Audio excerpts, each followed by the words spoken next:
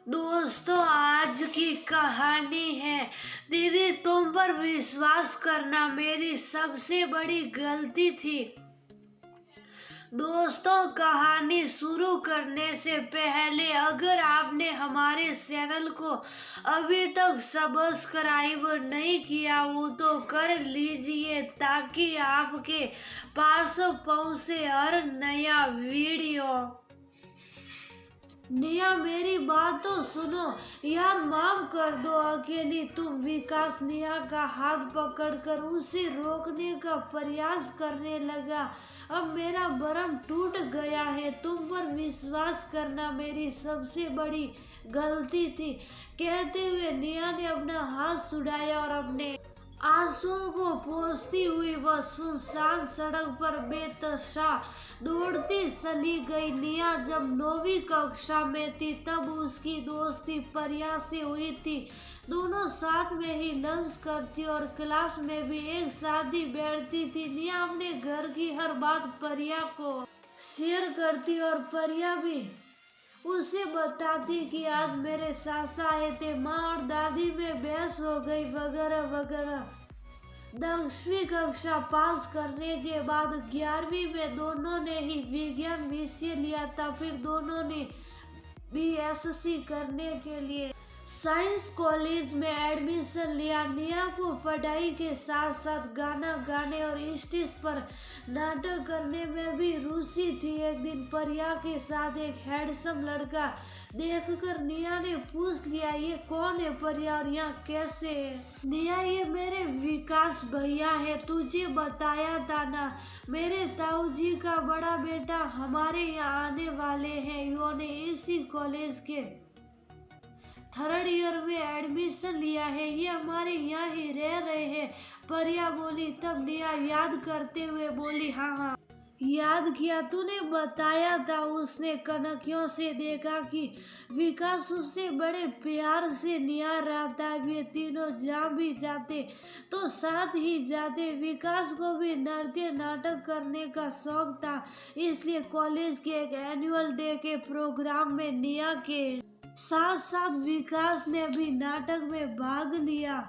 एक नाटक में तो दोनों ने प्रेमी प्रेमिका का रोल भी प्ले किया। तभी से निया विकास की और विशेष आकृष्ट होने लगी थी। परिया ने भी उनकी नजदीकियों को महसूस किया था। एक दिन मजाक में बोली, निया तू मेरी भाभी बन जाए तो कितना अच्छा रहेगा। चल हट पगली, कहकर निया शर्मा गई थी।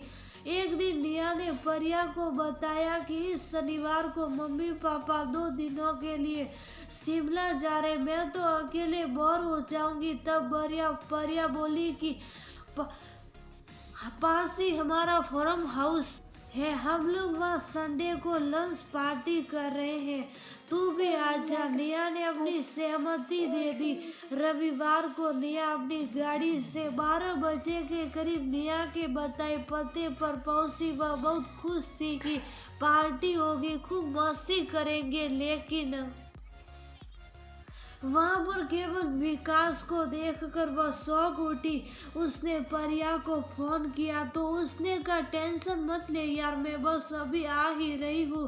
विकास के साथ अकेले वह असहज हो रही थी। उसने फिर से परिया को फोन किया, लेकिन इस बार स्विच ऑफ आया तो वह थोड़ी घबरा गई। तब तक में विकास उसके करीब आ गया और उसके साथ बदतमीजी करने लगा। वह गुस्से से खड़ी हो गई और सटाक से विकास के गाल पर थप्पड़ मारते हुए बोली, तुम इतनी घटिया हरकत करोगे ये मैंने नहीं सोचा था। और परिया, उससे तो मैं कहकर वह बाहर निकल गई। पीछे से विकास आवाज लगाता रहा, लेकिन वह बस दौड़ते हुए वह एक गाड़ी से टकरा गई। काका, आप अपने ड्राइवर काका को देखकर निया संगीत थी। ड्राइवर ने उसे बताया कि फार्म हाउस के चौकीदार ने मुझे पहले ही बता दिया था कि यहाँ केवल विकास बाबा ही है।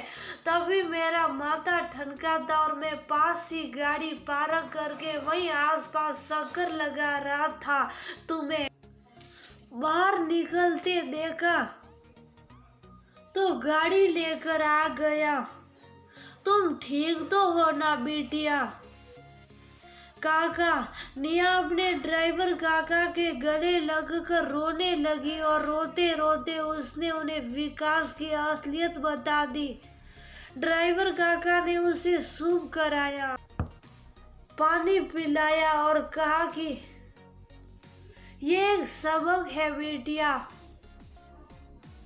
भविष्य में किसी पर भी कभी आंख मूंद कर विश्वास कभी मत करना।